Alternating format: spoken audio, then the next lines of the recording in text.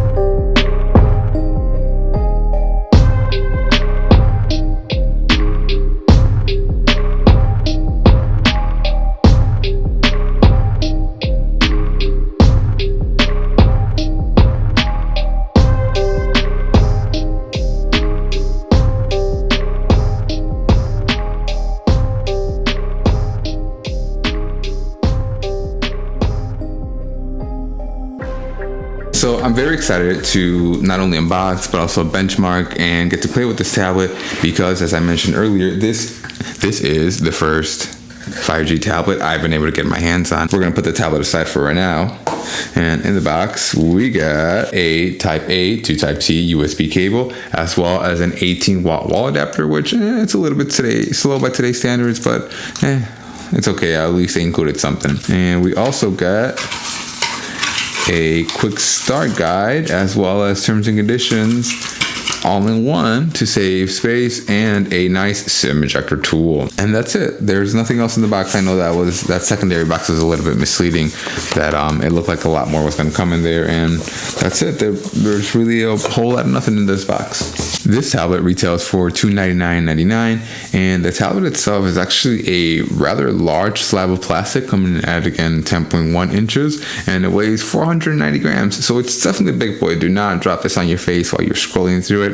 And although this is a lower end S variant, we still have that same 1200 by 1920 resolution of its more capable, more expensive big brother. Although this is a budget tablet, it's still nice that we were able to get that higher end processor. This tablet does have an 8,000 milliamp hour battery, which is huge. However, I'm very curious to see how quickly it's going to take me to chew through that, especially playing a very high end game like Super Mega Champions. Our selfie camera does come in at 5 megapixels, and it's curious that it's on the side, it's on the right side to where you're holding it vertically. It's going to be on the top rather than on this side as most other tablets have it. And I'm going to guess that's only because this is a larger, more horizontal tablet, and it's meant to be used in landscape mode. And then our rear camera is going to be an 8 megapixel shooter with very similar capabilities. Again, this is a tablet. It's not really meant to be taking pictures. If we look over at the back, it has this nice like carbon fiber texture that they wanted to use to disguise some of this plastic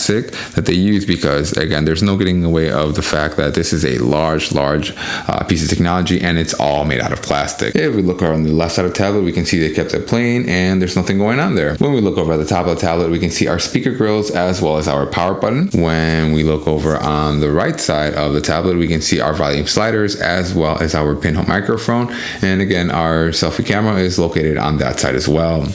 When we look over at the very bottom of the tablet, we can see our slim /SD card tray. It's all the way at the very bottom, as well as having some more speaker grills. And we also have our Type C port for charging as well as data transfer. Let's go ahead and see what our pictures look like. So then that is what a selfie would look like on the TCL 10 tablet.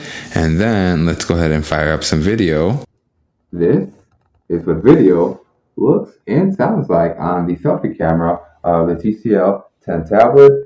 Yep, we absolutely look like a potato, but that's to be expected. This is a 5 megapixel shooter, and we just bumped our microphone, but that's okay. So then this is what video looks and sounds like on the main rear camera of the TCL 10 5G tablet. I expect us not to look any better, maybe like a tater tot instead of an actual potato, and you guys will be the judge of that when we upload this to the MacBook.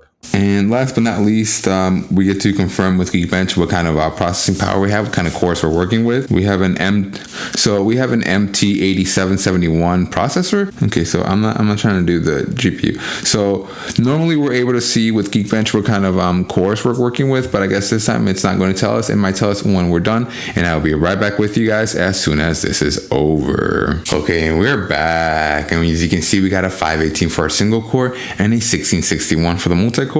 And actually, those are pretty flipping good numbers. Let me just put them into perspective. As you can see, that something like a Galaxy S21 Ultra has a 924 for the single core, and we have a 518. We're more than half of the way there. Well over half of the way there for a third of the price. Something similar happens when we get to the multi-core. We're more than half of the way there, as we have a 1661 for the multi-core, and a Galaxy S21 Ultra has a 3085. So again, more than half of the way there for a third of the price. I'll take that. Go ahead and let me know in the comments, what are your thoughts on this tablet? At this point, it's starting to become a no-brainer. I can't wait to fire up some games on this and see what kind of performance it gives. And as always, thanks for watching.